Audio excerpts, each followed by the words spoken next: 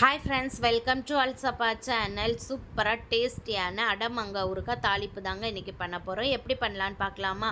ஒரு ஸ்பூன் நல்ல மிளகு, ஒரு ஸ்பூன் சீரகம், ஒரு ஸ்பூன் வெந்தயமும் போட்டு பொன்னிறமாக வறுத்து எடுத்துகிட்டு ஈரம் இல்லாத மிக்சி ஜாரில் போட்டு பொடி பண்ணி எடுத்து வச்சுக்கிடலாங்க.